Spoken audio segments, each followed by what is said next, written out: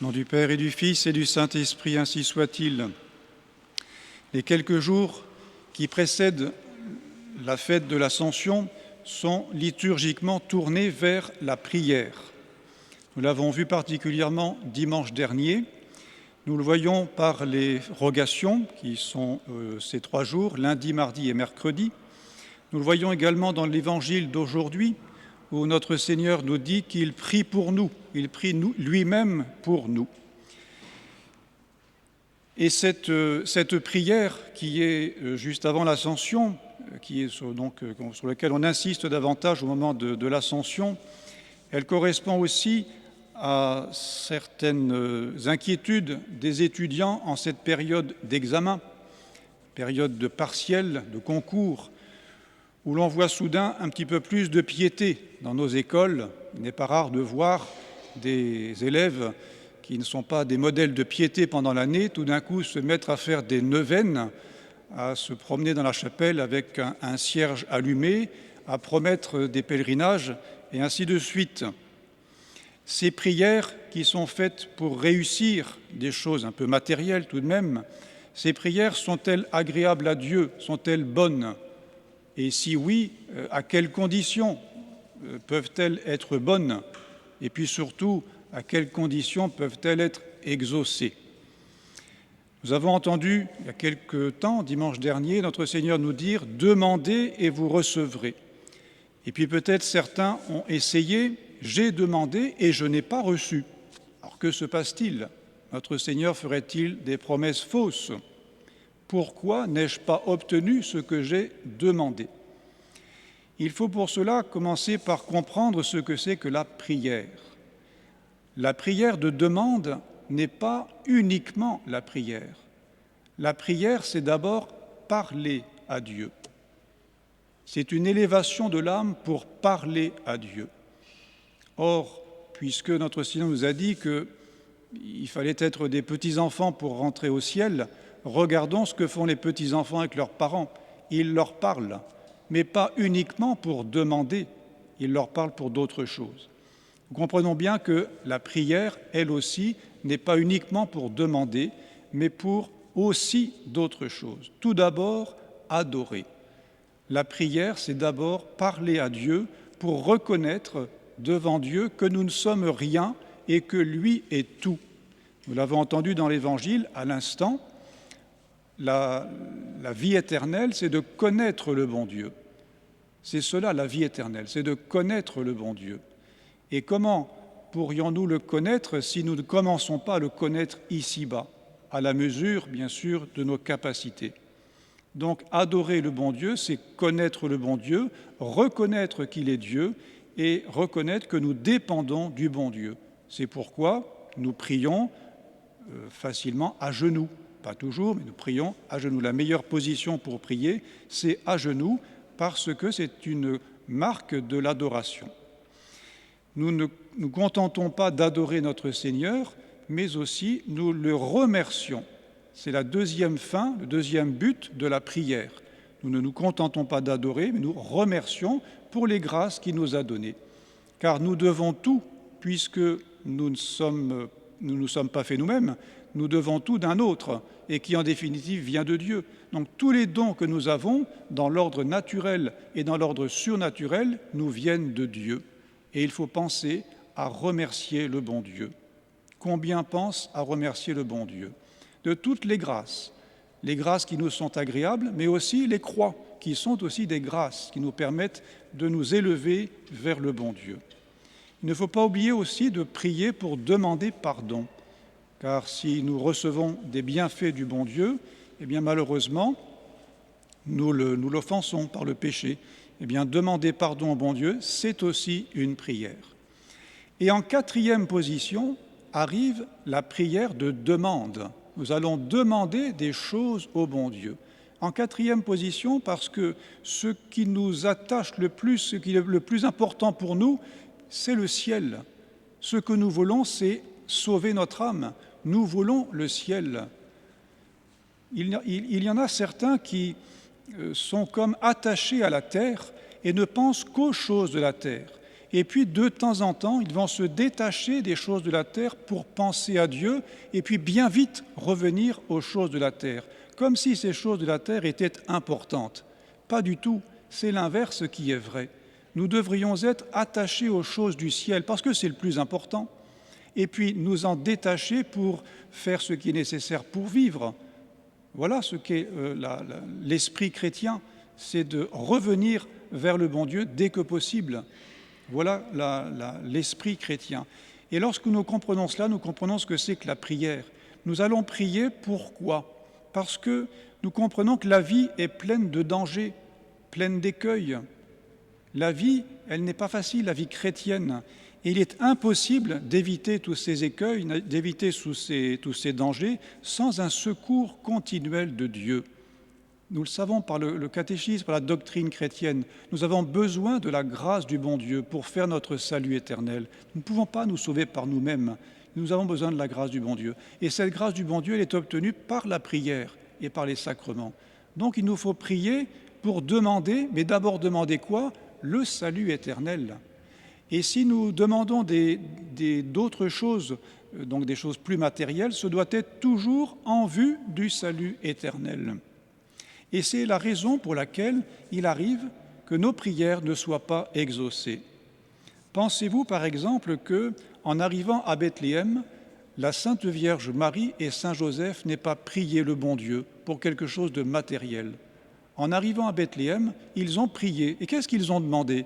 Oh, bien sûr, le salut éternel, mais ils ont demandé aussi un abri, ils ont demandé une maison, quelqu'un qui les accueille. Ils ont certainement prié pour cela et ils n'ont pas été exaucés.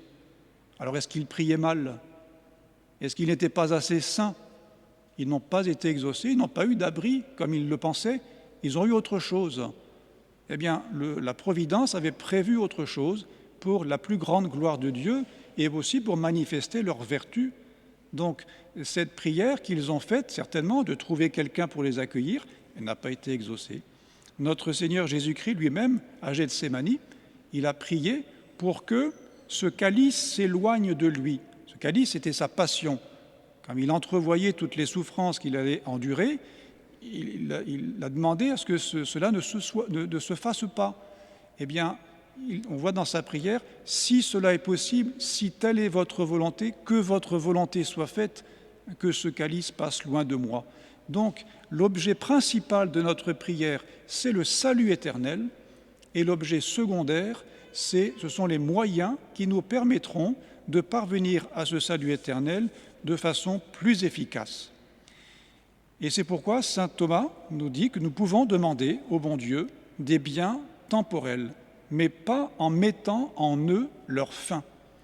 Nous ne devons pas demander ces biens temporels, comme même la réussite à un examen, comme en mettant dans cette réussite une fin. C'est un moyen pour nous, ce doit être un moyen pour nous permettre de nous sauver, de sauver notre âme. Donc ces biens temporels ne doivent pas faire l'objet principal de nos recherches et de nos prières, mais venir au second plan. Et c'est pourquoi notre Seigneur nous a bien dit, il faut chercher d'abord le royaume de Dieu et puis le reste. Le reste viendra par surcroît, on peut le demander, mais d'abord le royaume de Dieu. Donc ces exemples de la vie de la Sainte Vierge, de notre Seigneur, de quelques saints aussi qui ont demandé des choses et qui n'ont pas été exaucés, doivent aussi nous faire réfléchir. Est-ce que nous demandons vraiment tous ces biens en les mettant au second plan, en mettant d'abord la vie éternelle? Alors si c'est le cas, la prière est bonne. Elle ne sera peut-être pas exaucée, mais la prière est bonne, parce que le bon Dieu voit ce qui est bon pour nous, il voit ce qui est utile à notre salut. Et si le bon Dieu ne nous exauce pas, eh bien, c'est que c'est meilleur pour nous que nous ne soyons pas exaucés. Alors dans nos prières, surtout les prières des étudiants, nous avons recours quelquefois à des saints assez étonnants, et en particulier Saint Joseph de Cupertino.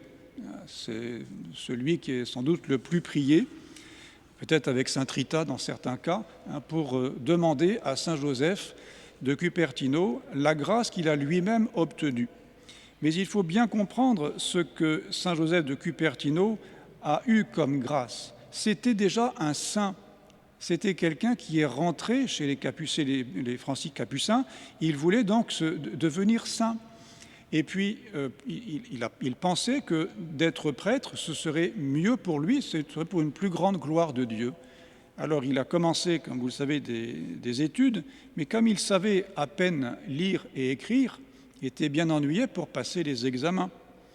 Et les examens qui le permettaient de parvenir au premier degré du séminaire, c'est-à-dire la tonsure. On ne peut pas faire rentrer au séminaire quelqu'un qui n'est pas capable d'un minimum d'études. Et il n'y avait qu'une seule chose qu'il savait faire, c'était parler d'un verset de l'Évangile qui parlait de la Vierge Marie. C'était la seule chose qu'il sache faire. Mais sur ce point, il était intarissable, parce que s'il n'avait pas une intelligence disons, comme pour les études, pour les autres, il avait cependant une grande intelligence, un petit peu comme le saint curé d'Ars. Et au moment où il a été interrogé, il a prié. Il a prié pour que l'évêque qui l'interrogeait soit bien inspiré. Et il se trouve que l'évêque a ouvert la Bible au hasard. Et où le hasard n'existe pas, vous le savez bien. Et l'évêque a mis le doigt sur un verset, et c'était précisément le verset que saint Joseph de Cupertino avait appris par cœur et dont il était parfaitement au point pour faire l'explication théologique. Et il a commencé son explication, et ça a convaincu l'évêque de l'accepter pour commencer son séminaire. Donc il a commencé ses études avec cette intelligence qui n'était peut-être pas tout à fait aux yeux des hommes suffisante, mais aux yeux de Dieu, oui. Mais cela ne suffisait pas, parce que juste avant l'ordination sacerdotale, il lui fallait aussi passer un examen devant l'évêque qui allait l'ordonner. Et là, c'était autre chose. Cet évêque était réputé pour être très sévère. Alors il se rend dans la ville épiscopale avec plusieurs de ses compagnons pour passer cet examen réputé difficile. Et là aussi, pendant le chemin, il s'est mis en prière. C'est évident que les compagnons qui étaient avec lui étaient tout à fait au point, ils allaient réussir, mais lui, non. Alors il se met en prière. Et puis voilà que le jour de l'examen commence le premier, c'était pas lui il passait plutôt en dernier, et le premier réussit brillamment, et le deuxième brillamment aussi, et le troisième également. Et puis l'évêque, pensant que tous ses élèves venant du même endroit seraient de la même, disons, aussi doués, eh bien, a dispensé le reste. A dit, bon, puisque c'est comme ça, je vois que vous êtes tous bien préparés, donc vous ordonne prêtre, vous pouvez vous présenter à l'ordination sacerdotale. Et c'est ainsi que saint Joseph de Cupertino a réussi 2 examens d'une façon quand même assez miraculeuse. Il ne faut pas compter sur ce genre de prière, sur ce genre d'exemple pour ne rien faire. Il n'était pas paresseux, il n'était pas dissipé. C'était quelqu'un qui priait beaucoup, quelqu'un qui était vraiment très proche du bon Dieu, quelqu'un qui faisait ce qu'il fallait, il faisait son devoir d'État. Mais il n'avait pas la mémoire, il n'avait pas ce qu'il fallait pour faire des grandes études comme les autres. Il a fait un très bon prêtre, il a fait un grand saint, un grand modèle aussi pour les étudiants sur ce point précis de la prière pour les examens. Alors nous pouvons évidemment prier ce grand saint, nous pouvons le supplier de nous donner les grâces qu'il faut, mais toujours bien sûr en ayant de notre côté fait ce qu'il fallait, été courageux pendant toutes nos études pour pouvoir bien sûr recevoir la grâce de Dieu comme il faut et demander cette grâce toujours avec l'idée de sauver notre âme. Si nous demandons toutes ces choses-là, c'est pour sauver notre âme. Au nom du Père et du Fils et du Saint-Esprit, ainsi soit-il.